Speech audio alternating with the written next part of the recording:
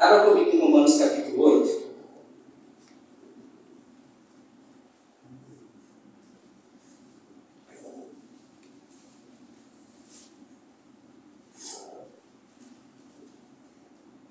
Romanos capítulo 8, versículo 26. A palavra de Deus é maravilhosa, é perfeita.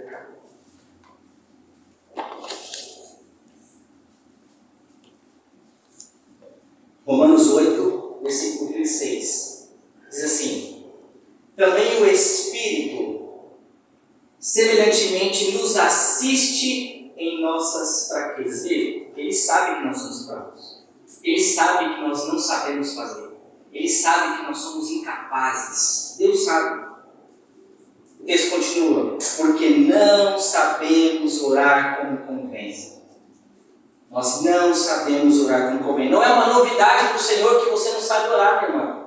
Não é uma novidade para o Senhor que você não sabe orar, meu irmão. Deus sabe, nos assiste em nossas fraquezas. Ele sabe que nós não sabemos orar como convém. O texto segue: mas então o Espírito intercede por nós sobremaneira com gemidos inexprimíveis. O Espírito Santo, que não só está conosco, mas que habita dentro do crente, intercede a Deus Pai por nós com gemidos inexprimíveis. Veja que não é desculpa para nós não orarmos, porque o próprio Espírito, que é o próprio Deus, fala com o próprio Deus através de nós, que habita dentro de nós. O versículo 27 diz: e aquele que sonda os corações sabe qual é a mente do Espírito, porque foi segundo a sua vontade, a vontade de Deus, que ele intercede pelos santos. Então veja, meus irmãos, nunca mais pense nessa ideia de que você não sabe como orar. Você não sabe mesmo. O texto diz que a gente não sabe. A gente não sabe orar como convém, mas o próprio Deus resolve esse problema. O próprio Deus fala com Deus. O Deus Espírito fala com Deus Pai e intercede sobremaneira com gemidos inexprimíveis as orações do seu povo. Aquela oração que muitas vezes a gente não consegue falar. Aquela oração que só vem um nó na garganta e você não consegue expressar. O Espírito Santo está intercedendo, porque ele sabe. O versículo 27 diz: aquele que sonda os corações sabe qual é a mente do Espírito. Ele sabe o que está se passando com você. Mas não deixe de colocar o seu coração no Senhor. E o meu segundo conselho, um pouco mais prático, eu falo com os irmãos da igreja lá: usem a oração modelo de Jesus para orar. E a oração modelo de Jesus não é para ser tida como uma reza. Não é para ser tido como uma reza. Os discípulos chegam para Cristo e dizem assim: Senhor, nos ensina a orar. A gente não sabe orar. E Jesus dá um modelo de oração. E esse modelo as pessoas, às vezes pegam isso e acham que tem que ser feito com uma reza, uma repetição. E o próprio texto, Jesus diz que não é para ser feito com uma repetição. Mas então o que nós temos? Um modelo de oração. E qual é esse modelo que Jesus nos traz, meus irmãos? Mais prático. Primeiro, a oração de Jesus começa glorificando a Deus. Pai nosso que estás nos céus, santificado seja o teu nome. É a oração que você, quando se coloca diante do Senhor, você enaltece Deus. Senhor, santificado seja o teu nome. O Senhor é poderoso, o Senhor é tremendo, o Senhor é soberano. Não há nenhum Deus além de ti. E glorifique o nome de Deus. Entre na presença dele glorificando quem ele é. E qual é a segunda estrutura que Jesus faz em sua oração? Nós chamamos de 3 P's. PPP, Pão, perdão e proteção. É isso que Jesus faz.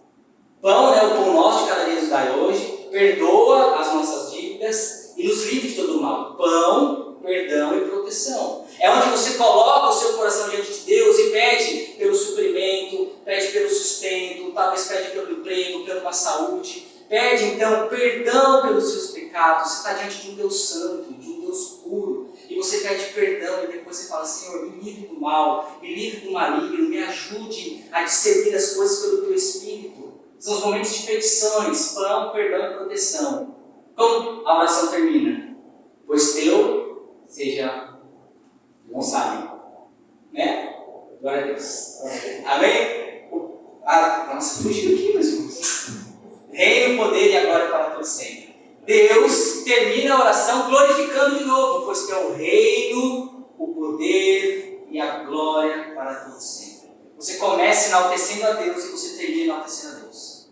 E no meio da oração você tem espaço para pedir perdão, você tem espaço para pedir provisão, você tem espaço para pedir cuidado, mas tudo isso engrandecendo a Deus pelo privilégio que é poder se colocar na presença dele. Então, meus irmãos, é isso um pouco do que Paulo quer dizer aqui. Esses irmãos, continuem se alegrando sempre e orem sem cessar, continuem orando por tudo que o Senhor tem feito no meio de nós. Terceiro e último pilar, então, que é o dever de todo crente. Em tudo dê graças, pois esta é a vontade de Deus para convosco em Cristo Jesus.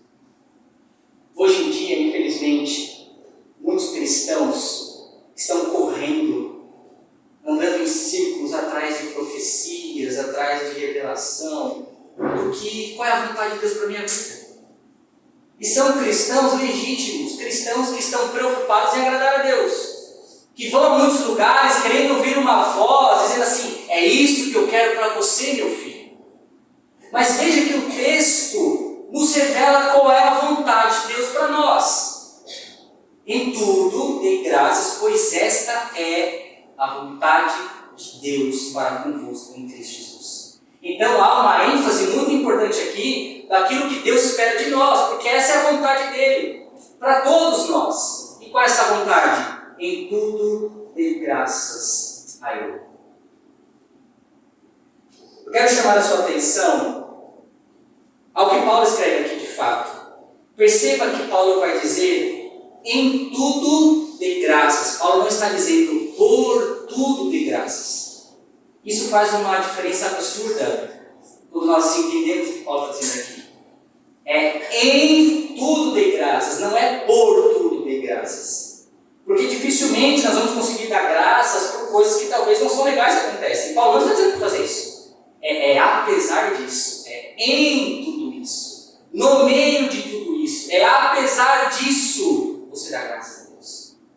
Nós dificilmente conseguiremos agradecer, a gente não agradece a Deus por um câncer, a gente não agradece a Deus por uma falta de emprego, a gente não agradece a Deus por um luto, a gente sofre por isso, mas Paulo está dizendo para agradecer por tudo, mas é em tudo. Em tudo dê graças, porque nem tudo que nós enfrentamos é bom. Terão dias maus, mas em todas essas coisas nós podemos dar graças a Deus. No meio de tudo isso, nós podemos e devemos, em todas essas circunstâncias, darmos graças a Deus, porque essa é a vontade de Deus para conosco em Cristo Jesus. Porque todas essas coisas estão cooperando para o bem daqueles que amam a Deus, ainda que sejam experiências ruins, meus irmãos. Ainda que sejam coisas que nós nos entristecemos, e de fato nós nos entristecemos, mas primeiro, a nossa fé e a nossa alegria não está pautada na circunstância, e a nossa gratidão a Deus em nos moldar também não está baseada na circunstância. Porque é em tudo isso, em meio ao caos, em meio ao problema, nós damos graças a Deus porque Ele tem cuidado de nós. Deus nunca nos prometeu uma vida plena, sem problemas nenhum. Se você já ouviu isso de algum pastor, de alguém, ele mentiu para você, porque Deus nunca nos prometeu uma vida sem problemas, sem dificuldades, sem desemprego. Deus nos promete o quê? Que estaria conosco todos os dias, até a consumação dos séculos. Ou seja, em meio a tudo isso, Deus está com o seu povo até o fim. E é isso, meus irmãos, que Paulo quer trabalhar o coração deles para que eles possam ser relembrados. E também Paulo diz essa mesma ideia em Colossenses capítulo 3, eu queria que os irmãos abrissem.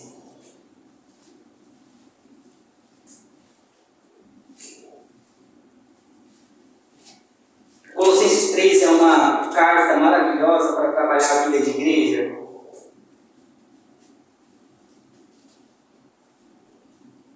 Uma igreja que estava sendo atacada por falsas doutrinas, falsos ensinamentos, gnosticismo, legalismo.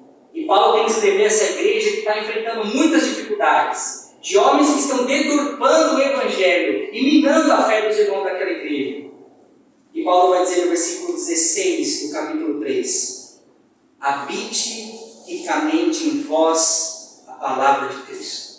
É isso que habita no coração da igreja. É a palavra de Deus que deve nortear a igreja. É a palavra de Deus que nos molda. É a palavra de Deus que nos orienta. Aí ele segue dizendo: instruí-vos e aconselhai-vos mutuamente em toda a sabedoria. Veja que é muito próximo do que está dizendo em Tessalonicenses, né? A ideia de instruir e aconselhar mutuamente os irmãos em toda a sabedoria, louvando a Deus, cantando com salmos e hinos e cânticos espirituais com gratidão em vossos corações. Versículo 17: e em tudo o que fizerdes, seja em palavra, seja em ação, fazei em nome do Senhor Jesus, dando-lhe por ele graças a Deus Pai. Ou seja, mesmo em meio às dificuldades doutrinárias que a igreja estava vivendo, eles deveriam mutuamente se aconselhar ali com toda a sabedoria, louvando a Deus com salmos, hinos e cânticos espirituais com gratidão nos corações e fazendo tudo dando a Ele graças. Porque mesmo em meio aos problemas, aqui não de saúde, não de perseguição, mas problemas doutrinários ali, mesmo em meio àquilo, Deus estava forjando o caráter daqueles cristãos naquela comunidade. Davi também entendeu isso no Salmo 34, quando ele diz, no versículo 1, bendirei ao Senhor em todo o tempo, o seu louvor estará continuamente em meus lábios. Quando a gente olha esse versículo, é muito maravilhoso. Mas quem foi Davi? Davi foi um homem perseguido, muito perseguido. Davi foi um homem que sofreu muito. Davi foi um homem que escreve alguns salmos que ele estava cometido de uma doença que quase o levou. Mas Davi decidiu e escreveu que ele bendizeria o nome do Senhor em todo o tempo. E que em todo o tempo o louvor estaria continuamente em seus lábios, porque ele entendeu que deveria o seu coração estar no Senhor, independentemente das circunstâncias. A vontade de Deus, meus irmãos, então, é que sejamos um povo agradecidos em todas as circunstâncias. A ingratidão sempre foi um sinal de um coração duro. Sempre foi. E hoje, com as redes sociais, com as mídias, algo tem minado a igreja, que são as comparações. Nós estamos bombardeados de informações, de coisas que nós vemos, que nós assistimos, e a igreja acaba muitas vezes, os irmãos, acabam muitas vezes comparando a sua vida com a vida do outro. E daí nós estamos comparando a família do outro, a casa do outro, o carro do outro, o que o outro tem, o que eu não tenho. E nós passamos a viver uma vida não satisfeitos com o que Deus nos deu.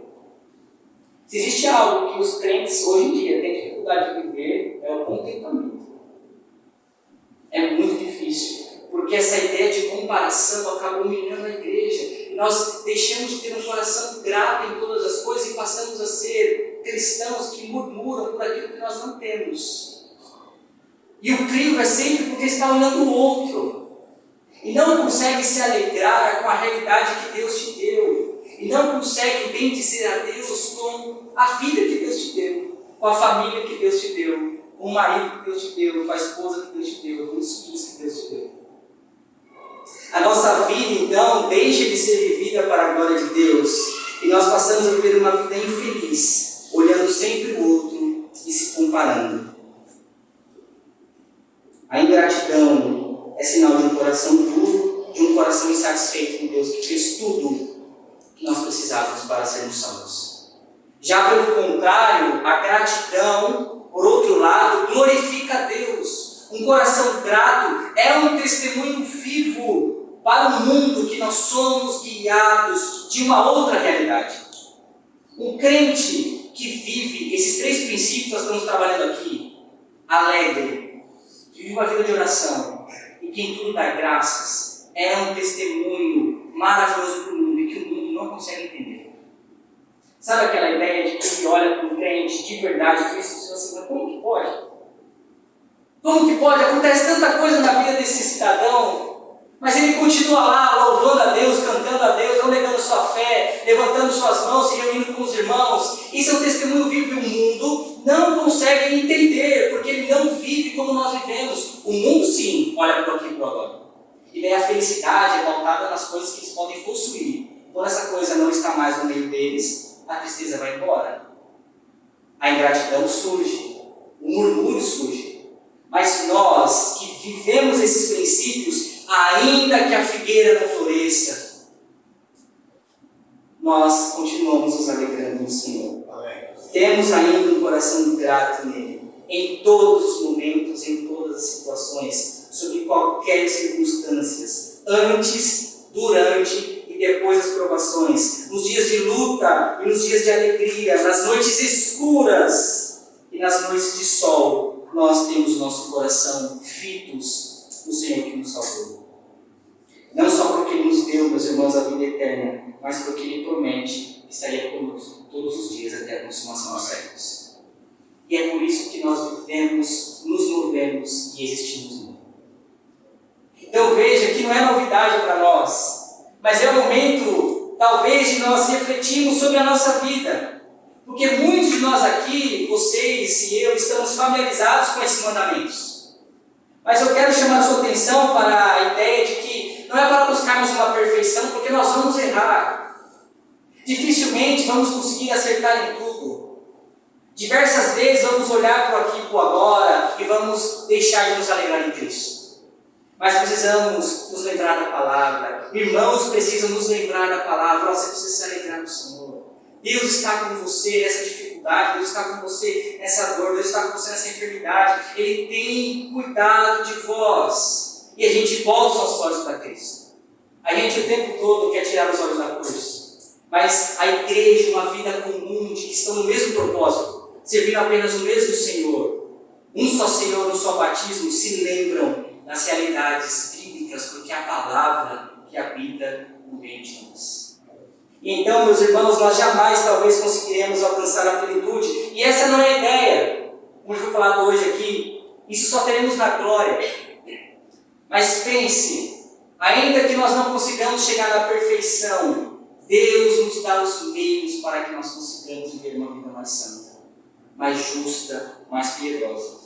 Deus nos deu sua palavra, Deus nos deu irmãos, Deus nos deu uma família na fé, para que possamos nos lembrar. Ainda que não sejamos perfeitos em tudo, nós precisamos descansar e saber que Deus está conosco. E se Ele espera que nós façamos isso, Ele nos dá os meios, pelo seu Espírito, para que consigamos cumprir aquilo que Ele espera. Deus nunca pede para fazermos algo que Ele não nos capacite a realizar. A gratidão, muitas vezes, é um ato só de pura fé. Você não quer ser grato. Nosso intelecto diz, fique chateado, reclame, murmure. Mas o Espírito diz, em tudo dê graças, porque essa é a vontade de Deus para a sua vida. E então você tem um impasse, aonde ou você ouve a sua carne, ou você ouve o Espírito. E quando nós ouvimos do Espírito, nós desfrutamos de uma alegria que nós não conseguimos compreender, que excede todo o nosso entendimento, que guarda o nosso coração e nos faz mais parecidos com Cristo. Escolha ouvir a voz do Espírito. Amém. E não murmurar. Então, e esse é o grande ponto, porque às vezes o que nós queremos é só realmente continuar na forma como estamos. Não é que Deus nos dá um meio, ou nós simplesmente os meios, é que nós queremos nos esconder para não fazer aquilo que o Senhor espera. Nos escondemos atrás. Isso é uma coisa para um crente muito maduro. Eu não consigo fazer isso, a gente acaba se escondendo atrás disso. Porque a gente quer, talvez, viver uma vida só de reclamação, só de murmúrio, lambendo as feridas. Mas Deus nos dá um meio pelo seu Espírito para conseguirmos olhar para a cruz e andarmos no Espírito e não na carne. Finalizando então aqui, meus queridos, nessa parte de aplicação, eu queria fazer 2 movimentos com vocês aqui. Primeiro movimento, para que você olhe com sinceridade para até esse momento que você está aqui nessa noite. Olhe para até esse momento que você está aqui e olhe para o mais íntimo do seu coração diante do Senhor que te vê por completo, por inteiro. Relembre os seus momentos de alegria que você viveu e veja se Deus está lá. Esses momentos de alegria que você participou não são coincidências, são graça. É graça, é misericórdia, é bondade. Então veja se a sua alegria está realmente baseada em Cristo.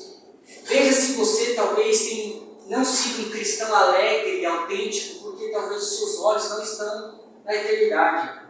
Paulo vai dizer em Colossenses capítulo 3, né? Olhai para as coisas que são lá do alto, buscai as coisas que são lá do alto e não as que são aqui da terra.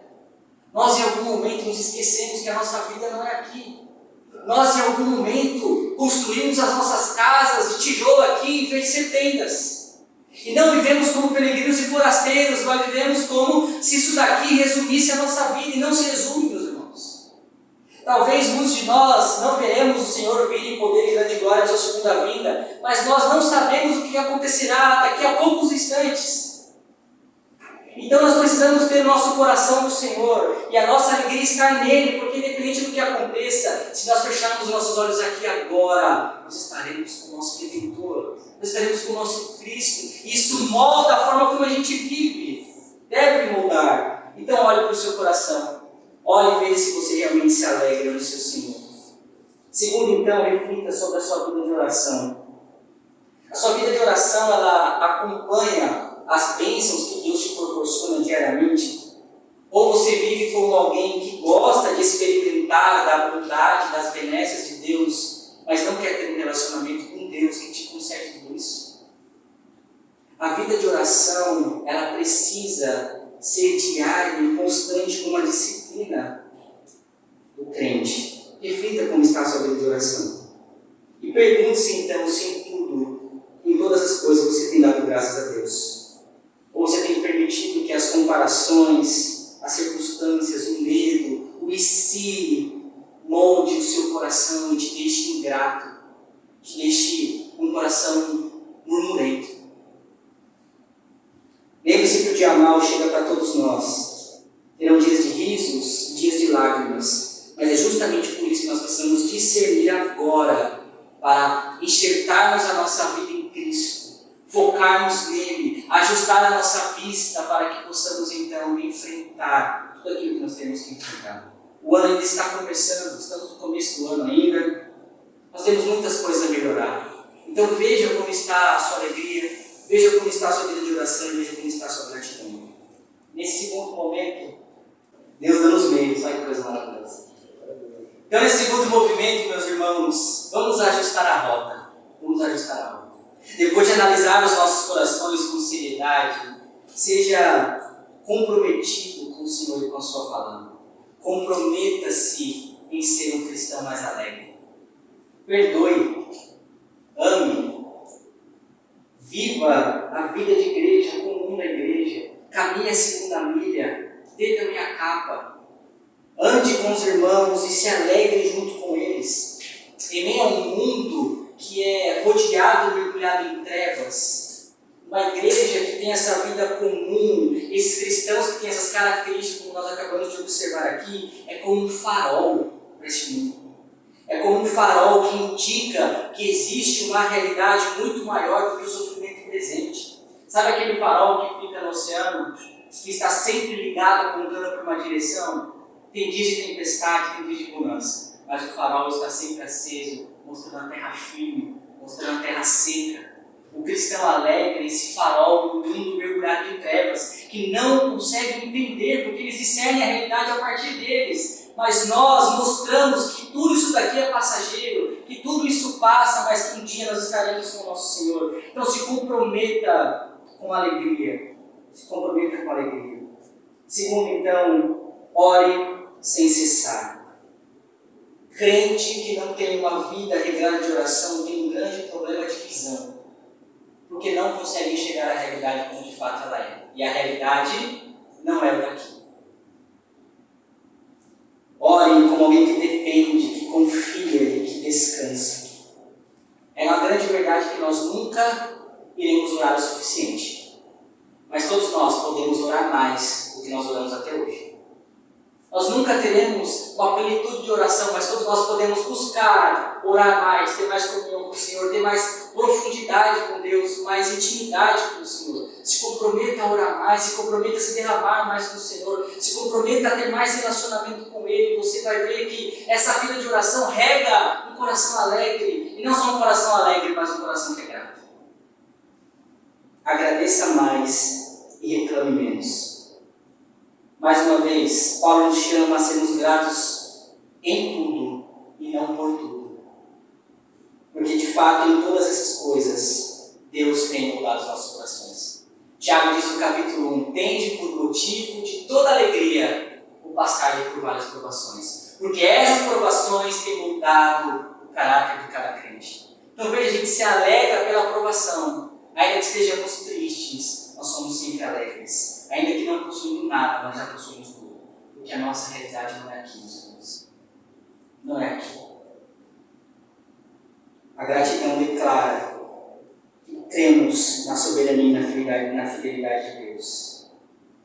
E eu quero finalizar aqui em Tessalonicenses 5, lendo os versículos 23 e 24, nós já iremos encerrar e orar ao Senhor. Que esses versículos 23 e 24 possa ecoar no coração dos irmãos durante todo esse tempo. Essa oração de Paulo e essa minha oração também aos irmãos. Tessalonicenses 5, 23. O mesmo Deus da paz vos santifique em tudo, e o vosso espírito, alma e corpo sejam conservados íntegros e irrepreensíveis na vinda de nosso Senhor Jesus Cristo. Fiel é o que vos chama, o qual também o fará. Amém. O Deus que vos chama é aquele que nos capacita para fazer a sua vontade. Amém? Vamos orar e agradecer ao Senhor. Senhor, nosso Deus e Pai, nós te agradecemos, Senhor. Te agradecemos pelo privilégio que temos de estarmos reunidos como corpo, como família, como irmãos que somos em Ti, Senhor.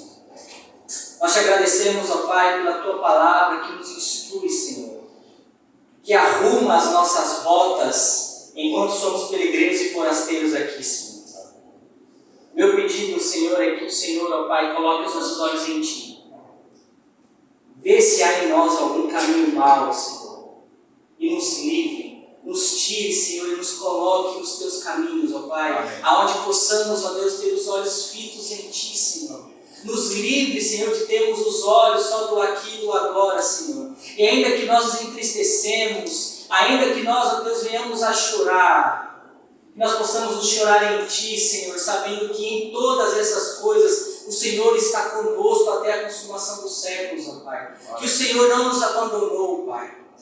Nós te agradecemos, ó Deus, porque temos o Teu Filho que veio e morreu em nosso lugar. E que isso, Senhor, seja aquilo que alegre os nossos corações. Porque nada do que nós podemos fazer pode cumprir ou pode comprar aquilo que o Teu Filho fez, ó Senhor. Nos ajude a termos um coração humilde e dependente, que ama o Senhor e que quer viver uma vida que Te agrada, sendo alegre, tendo um coração voltado a Ti em oração, sendo grato em todas as coisas. Porque isso, Senhor, é tudo que nós precisamos, ó Deus, para que enfrentemos os dias maus. Nos ajude, Senhor. Em nome de Jesus. Amém. Amém.